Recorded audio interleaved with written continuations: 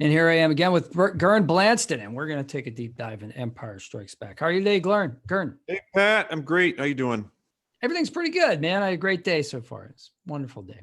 Yep. Any day I get to like watch Star Wars as part of my job, it's not too bad. Not too bad at all. I just finished. I just finished watching Empire straight through for the first time in years in preparation for this talk. Excellent. Although I have to say, I forgot how long it truly was. I gave myself 2 hours and I ran out of time. Yeah. It's more than 2 hours long. It's like 2 hours 10. I saw that too. I always thought that it was like the way movies were. And, back then they were an hour and a half, hour 45 was a long movie back in the Yeah. 80s. But now, yeah, I saw that too. It was a long movie. And actually, I know that you have the DVD versions, like the ones that are closest to the cinematic theatrical release as possible. I have those as well. But this time I actually watched the Disney Plus version, which I have been loath to do because of the changes. I do not want to change my memory of the classic as I remember it from my childhood. Yet we were talking before the camera went on, you were talking about somebody who watched Batman in HD, the old Adam West Batmans from the 60s on television. And you said something about the utility belts? Yeah, so somebody that I follow on Twitter had randomly pointed out. He posted a screenshot of a close-up of the utility belt they put on Adam West, and he said, "Wait a minute, are those yellow boxes on his utility belt sponges?" And sure enough, when you look closely, they're unmoistened, flat out of the package, yellow sponges. So in HD you can tell, but of course with old-fashioned TV, who knew? You had no idea. So filmmakers, directors, prop handlers, set designers, they all knew the limitations of their equipment. They knew the limitations of the lens, and they knew what they could get away with back then. Now, when a lot of this stuff is remastered, we see the flaws. Unfortunately, I'm going to point something out. I hope it's not taken the wrong way. But just blemishes on people's skin. I mean, you thought that makeup made everybody look real smooth and everything, but Mark Hamill is a really great example. They did a lot to Mark Hamill in that script. Like the fact that the Wampa scene was at the beginning so that they could get him messed up. He in real life was in a car accident between the two movies. So in order to kind of explain maybe some of the facial scarring that you may have seen, they just made that happen in the action in the movie early, so that anything that would have been seen would have been attributed to that. But and interestingly, now online, you get all these little details. Everything is exposed, and the DVDs are all released with alternate tracks and behind the scenes. But I heard that story even in the 80s as to why the Wampa scene was added. Yeah, that was a pretty interesting break the fourth wall kind of moment for me as a young man, kind of learning the process of how films were made and the fact that, I mean, they're made with limitations. There are certain things that you could do and you couldn't do. One of the things I like about Empire, and it's still one of the least retouched of Lucas's. I mean, anybody who talks about the differences will always say that Empire has got the least number of differences, which is nice, but they're glaring to me. Because I have that movie memorized basically. But one of the things I do like is that most of the effects are practical effects. There aren't too many special effects. There's not a lot of blue. There's some green screen that was called green screen at the time. We call it blue screen now. But there was some of that with like the cockpits and that sort of stuff. But a lot of the ships were models. And the walkers were models, and you can see that they left some of that in. So even in the Disney version that I'm watching now in 2021, which I don't know if it's the 2013, I forget when the last time George got his hands on it again, and changed things. But a lot of the beautiful, the what I call beautiful flaws are there. I can see that it's a model, and I like that. I actually enjoy that. It doesn't break the reality for me anymore. Obviously, the mystique on how these things were done has been broken because I've watched these DVDs with the special editions and that sort of thing. But so you're absolutely right about it being the least retouched. And my recollection is that there was the re-release of all three original films in the theater because Phantom Menace was going to come out the following year. So I think they were all re-released in 97 or 98, something like that. And you're right. Star Wars, the original, has a lot of added special effects because, he couldn't do all the things that he had in his imagination, or so he says. By the time that Empire came along, things had developed even further. He had a bigger budget. And there really was very little to retouch. And I think that's also true of Jedi. There really is very little added. The walkers they left alone because that's classic stuff. Stop motion, the Tauntauns. So just rewatching it today, I usually skip the beginning part. I go straight to the action sections. But in rewatching it, I was really impressed with how the Tauntauns were done. There was a lot of, we hide a little bit here, we have it run behind the snow there, we put it in some fog over there to kind of conceal the flaws and limitations of the technology. But even so, it holds up pretty well. But I had a thought about Tauntauns as I was watching this. They talk about when Han has to go looking for Luke because he's caught after dark in intolerably freezing conditions. And one of the rebels warns, your Tauntaun will be dead before morning, which makes me think, are Tauntauns native to Hoth? Yeah, I'm thinking they are. And the reason I'm thinking they are is because you see the bones in the Wampa Cave and they sort of look like Tauntaun bones. Like you see that one series of, it looks just like ribs, in the I totally agree. But if they are, then they should be able to survive the night, right? Either that, or they always retreat to some kind of cave at night for shelter. Right. But I thought, there was a possibility that maybe they brought these animals with them. I don't know. So I've thought about that too. I don't think they brought them with them. I don't think they were like horses or, like the Spanish bringing horses to the New World. But here's the weird thing about Star Wars is that almost everything is intelligent. So, even though these are beasts of burden, they may have a certain level of intelligence in that, they would retreat to a shelter of some kind at night. It's never described, that way. But when you've seen other creatures that are in that Star Wars universe, I mean, obviously not the snakes in the cave, and, on Dagobah and that sort of thing, or the ones that get caught in the engine that Luke's taken out when he's going to leave. Mm-hmm. But the ones that are created, they all seem to have some kind of, I don't know, like some kind of innate intelligence. And yet there's always this really, really disturbing theme that like these beasts of burden or these semi-intelligent creatures are either used as, beasts of burden or forced labor or whatever you want to call it, or they're just killed, just like just slaughtered, like out of hand. So it's kind of a weird thing in Star Wars. And I've seen some people go off on that, especially talking about droids and how droids are treated in the Star Wars universe. And actually it does bring up something I was watching. I didn't know if we were going to do this chronologically or if we were going to but since we're on this one particular subject, I'll just address this while it's here. And then maybe I'd like to hit some of the major points that I don't want to forget about hitting.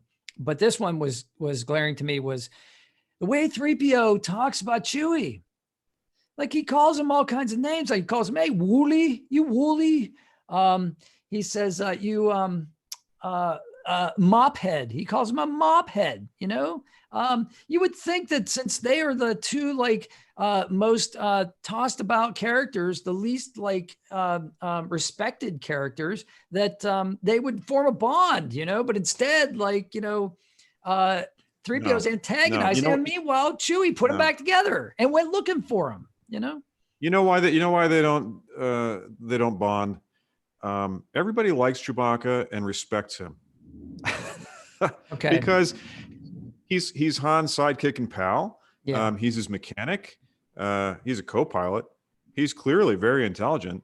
Well, he's also very old, we find out, we find that out in Solo, it's like, how old are you? No, but you look so young. The difference is that nobody respects 3PO. 3PO is there as comic relief, a constant irritant. He is a continual irritant at every point in the movie. Although he does serve a good purpose because I'm sure there's a cinematic term for this.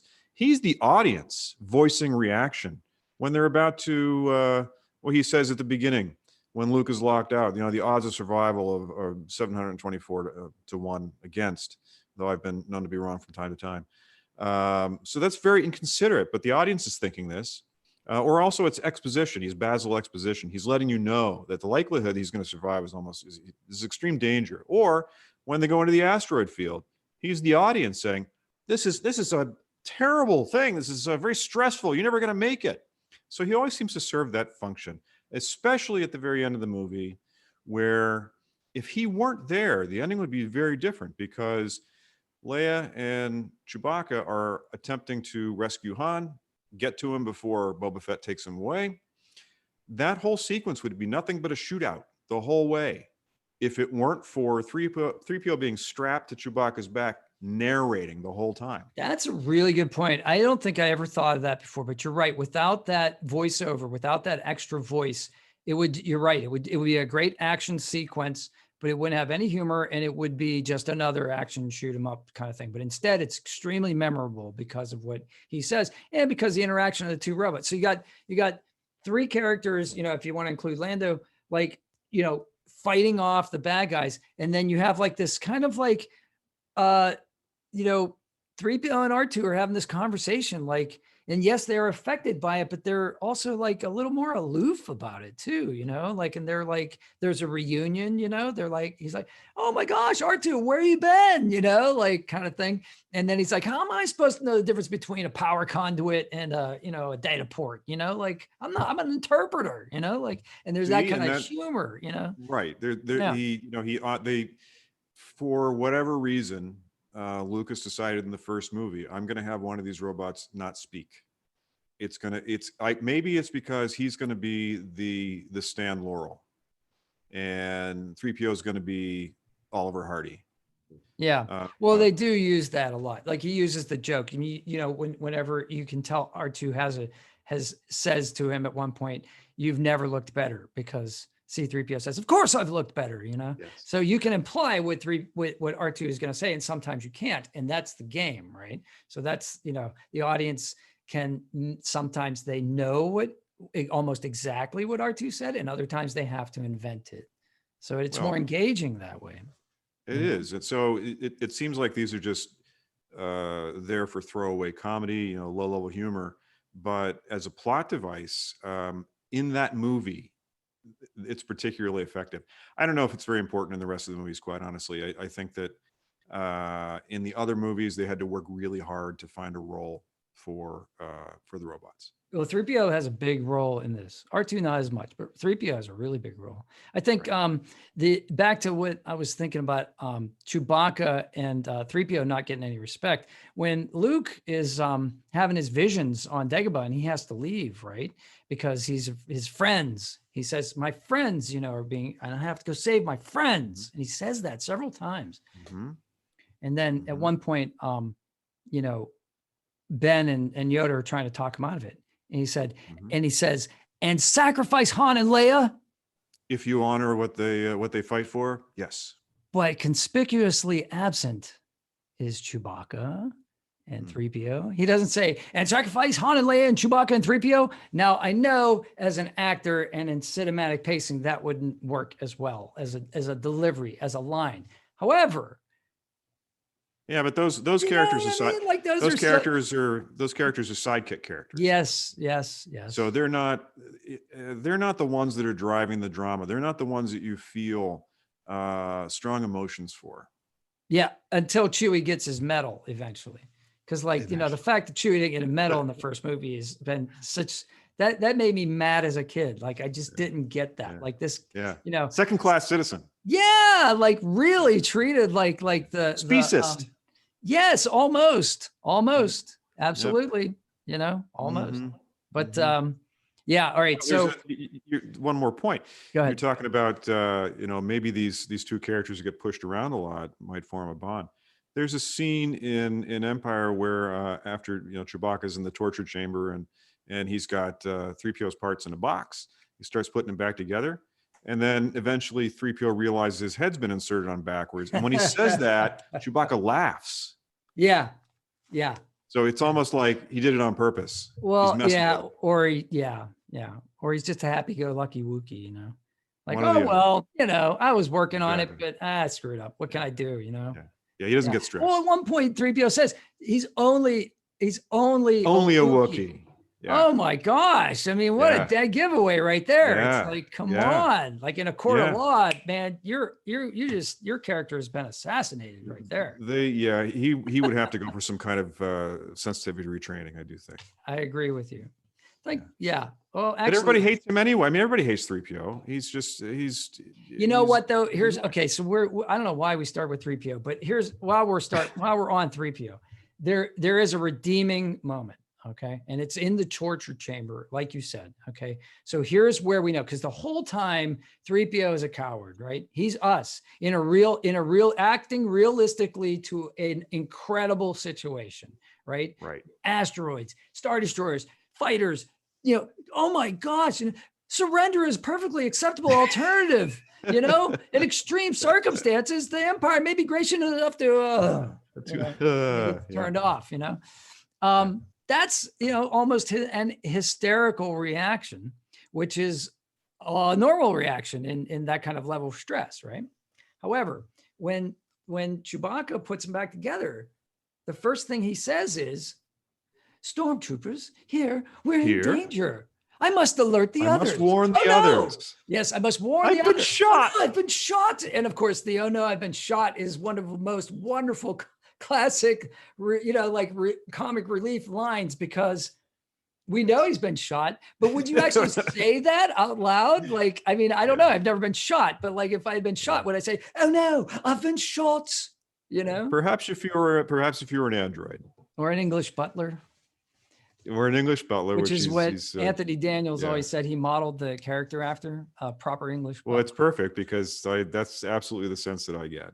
I think he's an amazing actor through that mask. I mean, how he conveys all that emotion with no face, like the changes. All he does is move his head around, but in his arms, but you get the emotions, I give him props for that, because I think that anybody who's working behind a mask, and there are a lot of characters working behind masks in these movies, it's hard. And slight head motions, shoulder motions, hands, all these little motions really add up to something overall that in the wrong actor could, really kind of kill the energy of the character. Well, I mean, David Prowse gets a lot of unlove because of things that he said and all kinds of things that happened, they're off camera. But one moment that I really remarked about rewatching it was when Luke, and we'll talk about this scene in great depth because I think this is the pivotal scene in the movie. But when Luke lets go of the catwalk and falls, because it's his only escape, Vader has his arms stretched out. Come with me. It is the only way. And when Luke falls, his arm drops with him and his head comes down. And you see the mask and you almost see despondency on the mask. I mean, I'm reading, of course, I'm reading into this because the mask has not changed.